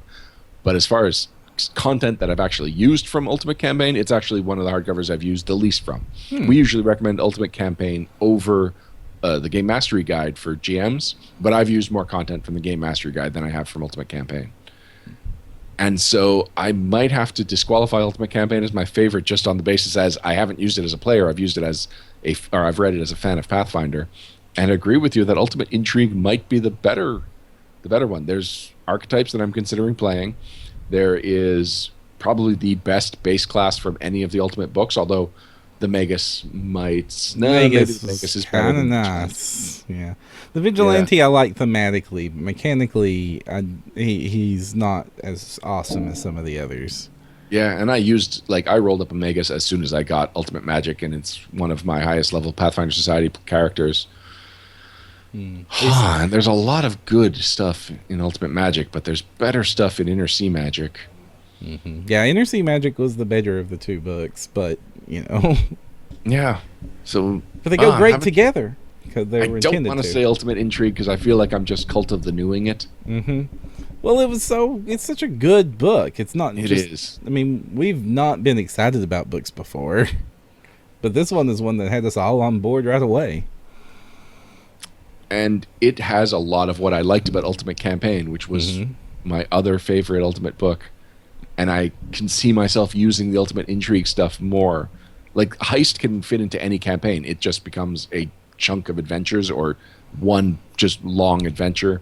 And Nemesis can fit into absolutely every campaign I run going forward. Right. And I love Ultimate Campaign. Like, I love that book. I use that book a lot. I do use the systems from that book because I do like to gamify my role play sessions, especially since some of my groups focus on that more than they do the combat.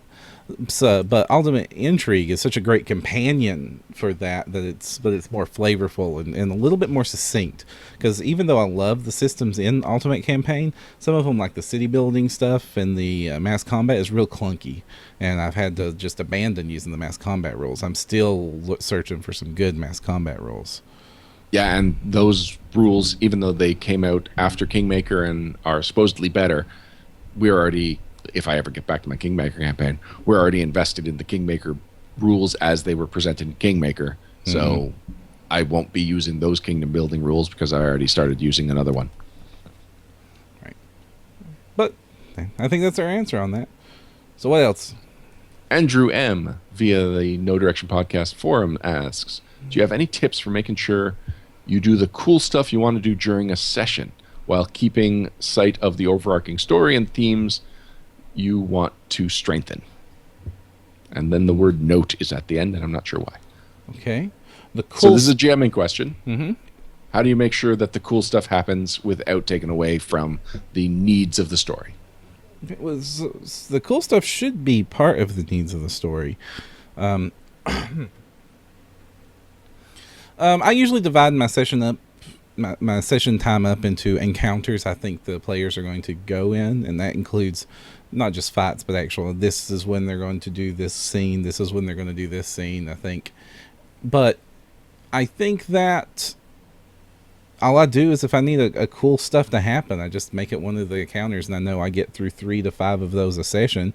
So if I want to make sure it absolutely happens today, I front load it. But ultimately, your players are going to keep your pace on that. I'm not sure why your cool stuff wouldn't help your overall story, because you're writing it. So wouldn't you write your cool stuff to play into the story? He's writing it, or it could come from when he's running a canned adventure. Oh, okay. From a canned adventure, you have a little bit more leeway there. Like say you're running some Rise of the Rune Lords, and you really want to do the bell tower scene, but you want to make sure it makes sense.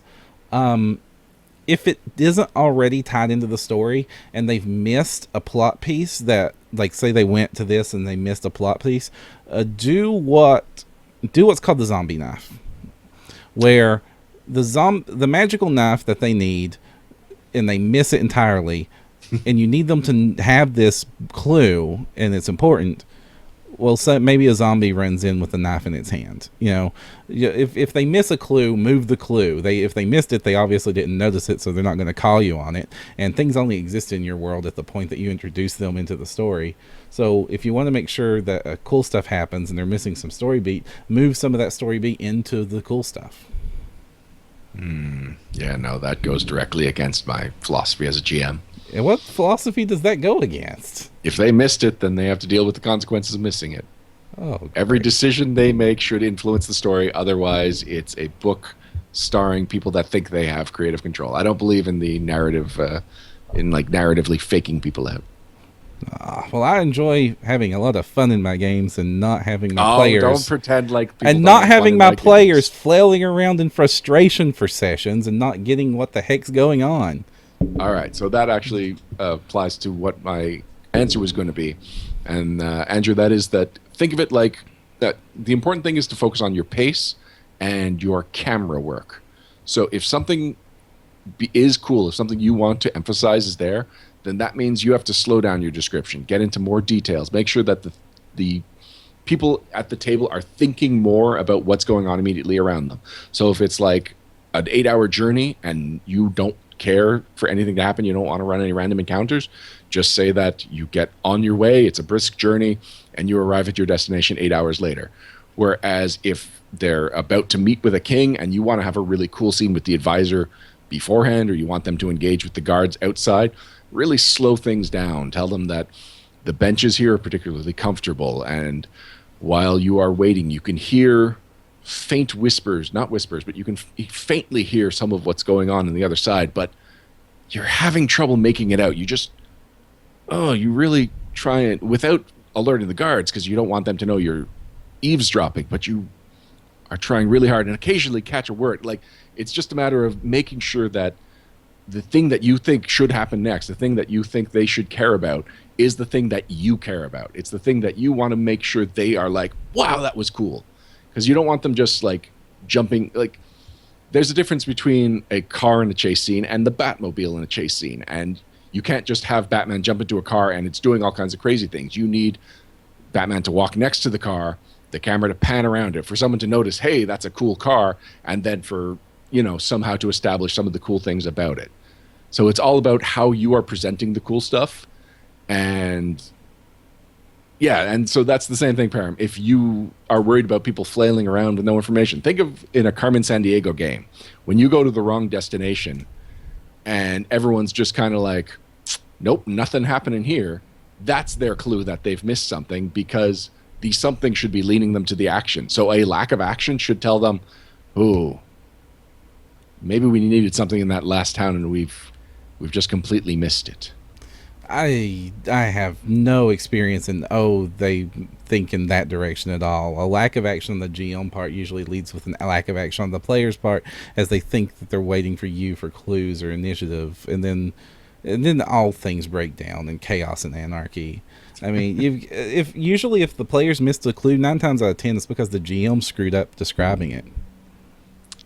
I question your ratio, but I have had more of that happen in this campaign than I have in others, because one, I've got a lot more people playing remote, so they can't see me exactly about whether I'm staring at them expectantly or whether I'm reading the book and don't want them to start going off on other tangents, because I'm trying to focus on the last question that they asked me. But standing in silence isn't the same thing as specifically outlining how nothing is happening, how little it is, how it's just like, you're standing in the street. There are children. They look safe. That's clearly not where the adventure is right now. And if they happen to be meandering there, you can even just like quicken the pace. See, like 15, 20, an hour passes, 15, 20 minutes, an hour passes, and there is no sign of the thing that you are looking for. Mm-hmm. So yeah, my answer is pace and camera work. Mm-hmm. My John answer is Bastille be suggests adaptive. having different paths to the clue. That's yeah, a common. I'm okay That's a common mystery writing guide. For every clue, have 3 ways to find it. And that absolutely makes sense, because it shouldn't be like this thing is locked in a box in this room and the only way to get in is going through the door and having the key. No, you should be able to go in the window. You should be able to teleport in if you can find somebody that's been in that room and convince them to describe the room to you so that you can teleport in there with confidence. Like, it should just be like, this is the fact, and now use all of your abilities to deal with this fact. Mm-hmm. And we didn't get any more questions from chat. This is our last question in the no questions segment. Yeah. Lots of people were rooting for Ultimate Campaign, though. It's true. And there was also some talk about Ultimate Sluter. I would Yeah. read that book. An ultimate Alex intrigue. Yeah, Ultimate AI. Mm-hmm. Yep. So I guess we will be right back to wrap things up right after this.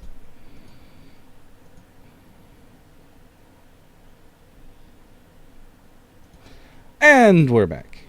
Thank you for joining us for episode 131 of No Direction, the Pathfinder News, Reviews, and Interviews podcast.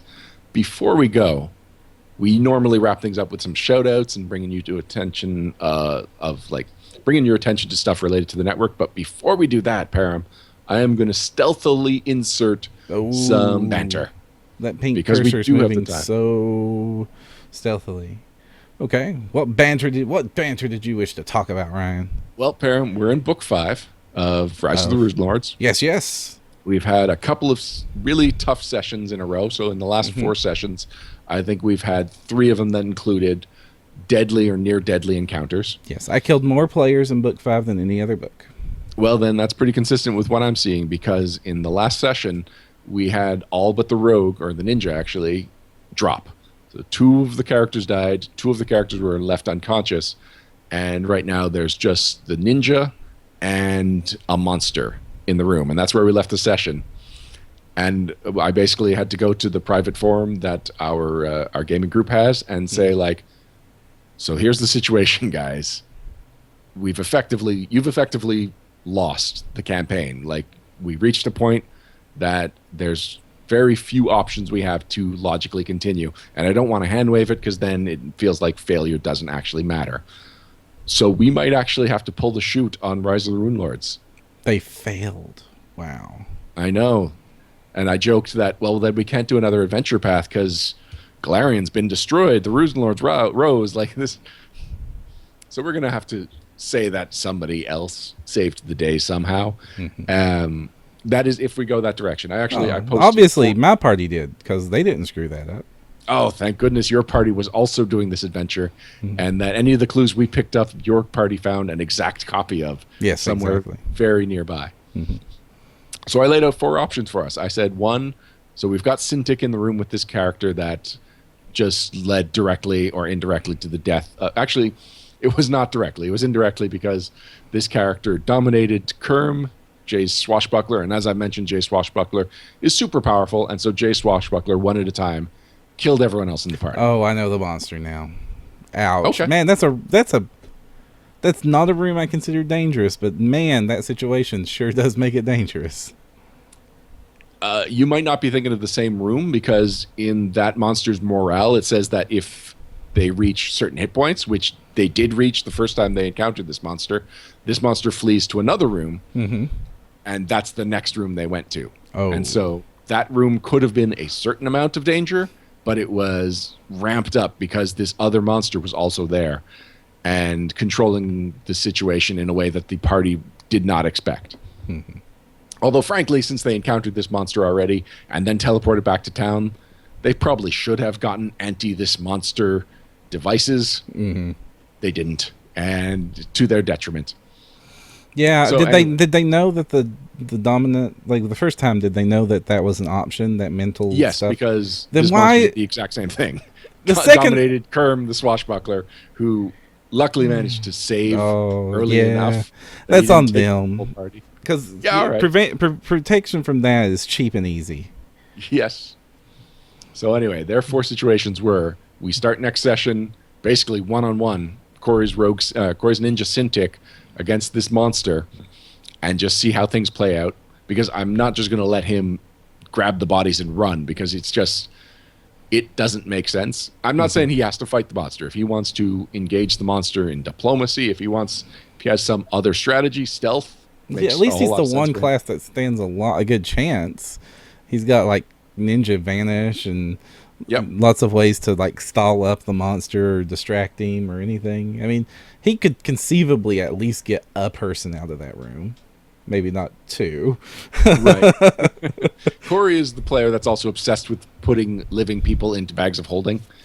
Specifically doesn't because last there is long. the rule that there's 10 minutes of air in a bag of holding. And Corey tends to like finding a single rule and going as far with it as he can. So anyway, like, he could stealth, he can diplomacy, he can fight. Just that the next session we'll start with Corey one-on-one with this monster in the exact situation we left it at, and we'll see how things play out. So that was option 1. Option 2 was that Corey Cintiq retreats to city, and that the characters roll up, or the players roll up brand new characters. We assume that the 2 characters that were left unconscious get killed. That party's done, and we find convenient but not immersion-breaking ways that this new party knows exactly what the plot is, and with Cintiq as the connecting force between the 2 parties, we move forward and try and conclude the campaign. Option 3 was they create temporary characters that Cintiq goes, hires, mounts a rescue mission, collects the bodies, and if he can save the unconscious characters, great. And then raise them. Those characters he hires leave. There's absolutely no way that they're going to join and become a mega party of 2 parties, even though I can see at least one player in my party being like, well, that makes the most sense. We've got these other high-level adventurers. We should all join up, make a super party, and then go back to what we were doing, which would make the most sense, but would definitely not be what I am interested in doing. And then the 4th option is that we cut our losses. We say this is the end of this campaign, and we start looking towards Hell's Rebels. So we already know the GM of the next adventure. He's already got the books, so it would be easy for us to say, that's it for this campaign. Let's move on to the next one. Mm-hmm. I mean, I hate that you got so far, but hey, that might just be the answer. I mean, it's a deadly adventure, and this adventure path has a reputation for being hard. So, yeah, and I think because we're so far into it, that's making option 2, where they make new characters for it. It's like, no, we're so far and we're so invested with these characters that, yeah, if one person dies, we can come up with an excuse why that person is joining the party. But to make a whole new party start at like halfway through book 5 of a 6-book adventure, it's not a satisfying way to continue. Mm-hmm. I haven't got a good sense of which direction the party wants to go in right now. Not the party, the group. But I'm going to say there's about a 50-50 chance that that next session is session 0 for Hell's Rebels. Mm-hmm. I guess we'll wait and see. Mm-hmm. Have you ever had a campaign just end suddenly, or not end suddenly, but end before it concludes? Well, Wrath. Oh yeah, of course. But I mean, okay. Have you ever had a party fail a campaign? No, I've never had a TPK that lasted. I mean, I've had a TPK, but there was enough reason, a legitimate reason, that at least getting some of them raised up was able to happen, and it didn't end the whole session. But no, I've never had the whole campaign just die before. But I mean, if you don't count Pathfinder Society. By the way, Corey has a question. I just logged onto our personal forums to see what the latest was there. Okay. Can a wizard rip a page from his spellbook, use it like a scroll? No. Okay. No. Preparing the scroll involves also enchanting the scroll to actually be, used in that manner and prepared and invested with enough of the energy of the casting itself to be excelled into creation. And whereas the spellbook is just the procedure you would make to do this manually yourself and then scribe it into your brain. By the way, so I did a nice write-up summarizing what happened in the session, because actually Kathy missed the session in which her character died. Oh. Yeah, which is a bummer, and it might mean that she missed the last session of the campaign. Mm-hmm. I'm just going to read over what I wrote about what happened to Rook. Oh. Where does that start? Yeah, Rook is Matt's character, and he had a particularly tragic end. Oh. What happened to poor old Rook? I'm trying. Okay, there we go. So, a familiar voice whispered psychically into Curb's mind, beckoning him once again to slay his allies. Rook was the first to fall. His mind had already been reduced to the intellect of a dog crossed with a dung beetle. One of the few concepts he could still understand was friend. So he'd been subject to feeble mind, and feeble mind specifically calls out that you understand the difference between friend and foe. Yet, his friend Kerm turned his sword Rook's way, stabbing the life out of him. Edmund ran to Rook's side, reviving him with the breath of life. This just left him vulnerable to Kerm's determined assault, and soon he lay dead next to Rook's revived body. So what happened after that, Kathy is playing the Spiritualist, and one of the spells on Spiritualist summons basically an invisible wall of shards of floating ectoplasmic glass. Right. Rook attempted to run, but as repeatedly proved to be true in this room, what he couldn't see was as deadly as the threats before him. He ran through an invisible wall Jack created, falling once again to cuts and confusion. Oh. So yeah, the last This is 18 seconds of Rook's life, he gets his mind completely wiped, gets attacked by an ally that is one of the only things he understands, gets killed, comes back to life, runs away, and gets killed by effectively nothing. From his point of view. It's well, that's a kinda bad way to go. sad, But at least but- he didn't understand what was happening. There you go. Are you ready to wrap it up officially now, Baron? Yes. We do the Excellent. wrapping. So I just want to remind people this is Intriguing April. Is this the and last thing in Intriguing April? This is our last podcast for Intriguing April. We've still got a couple more days worth of blog posts that are going up, which I haven't confirmed with Alex and Anthony. Actually, I guess Anthony doesn't have one. But I haven't confirmed with Alex that his last Intriguing April, his last April post is an intriguing post. I guess we'll see on Friday. But the Private Sanctuary podcast went up today, and they've been designing a campaign setting. And so now they're talking about implementing Ultimate Intrigue subsystems into that campaign setting. So if you're at all interested in seeing how the Ultimate Intrigue options would work, not just theoretically, but really like looking at the math and looking at how the world has been developed right now from a world that is still in development, it's really insightful. It's really a good way of looking at those systems if you're at all curious about running any of them. Mm-hmm.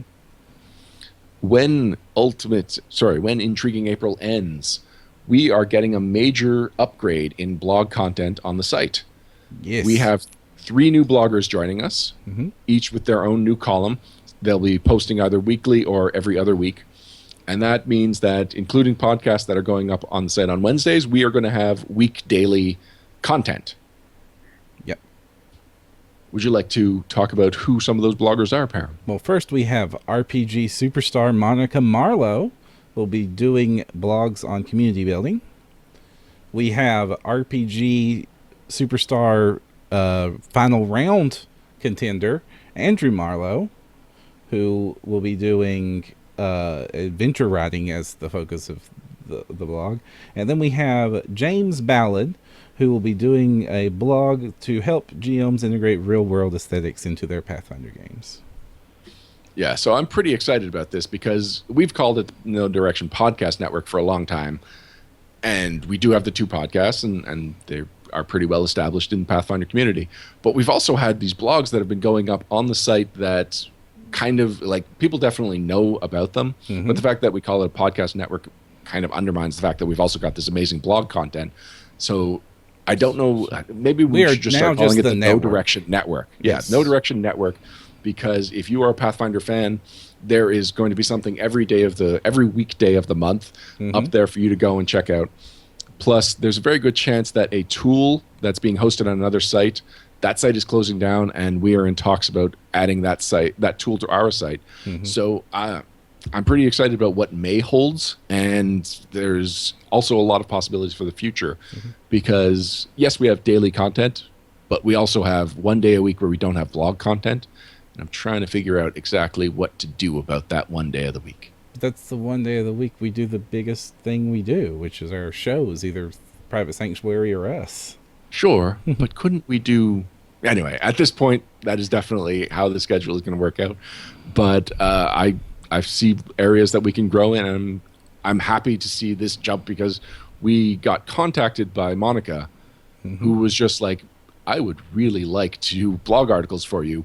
And so if anyone else is out there and wants to write a blog for us, feel very free to let us know, because I had no idea that Monica, an RPG superstar and a professional freelancer, was interested in giving us this content.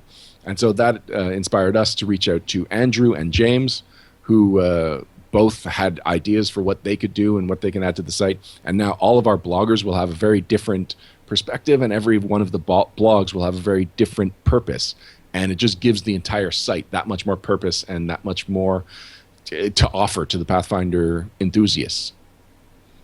Also, in chat, Alex said that his last post is an iconic design and it's themed around Ultimate Intrigue. So Friday's post will be Ultimate Intrigue. It will wrap up Ultimate April. And then May 2nd is Monday. And that's when the new blog schedule will begin.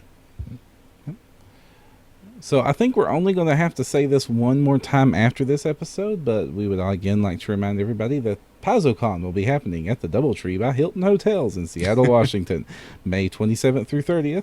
And it was only 30 days away as of the time of this recording, which is April 27th. Thanks to Darren Kaldemeyer, our official PaizoCon Countdown correspondent, for keeping us up to date. In fact, we're going to have a new... and if you check out our Facebook page, you'll find a code that will give you 30% off of a new subscription. So if you sign up now, you'll get it for the cheapest price, and you will get a chance to win a board game table. So I don't want to plug Board Game Bento all the time, because that is my day job, and I could potentially plug it all the time, but I only want to bring it up when it's actually something we're doing special, such as this month's International Tabletop Day tie-in. You can go to boardgamebento.com, or you can go to Facebook / anyway, go to Facebook and look up Board Game Bento. All right. Until next time, I'm Ryan Costello. And I'm Jefferson J. Thacker, also known as Param. And if you want to find the path, you need no direction. So if you want to try out Board Game Bento for 1 month, the current month's theme is What's Cooking. We've got 3 really cool games in there.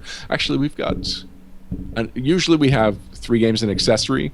The accessory kind of crosses the border between a 4th game and an accessory. I think people are going to be, especially fans of this podcast, I think people will be pretty excited about it. And if you check out our Facebook page, you'll find a code that will give you 30% off of a new subscription. So if you sign up now, you'll get it for the cheapest price, and you will get a chance to win a board game table. So I don't want to plug Board Game Bento all the time, because that is my day job, and I could potentially plug it all the time, but I only want to bring it up when it's actually something we're doing special, such as this month's International Tabletop Day tie-in. You can go to boardgamebento.com, or you can go to Facebook / anyway, go to Facebook and look up Board Game Bento. All right. Until next time, I'm Ryan Costello. And I'm Jefferson J. Thacker, also known as Param. And if you want to find the path, you need no direction.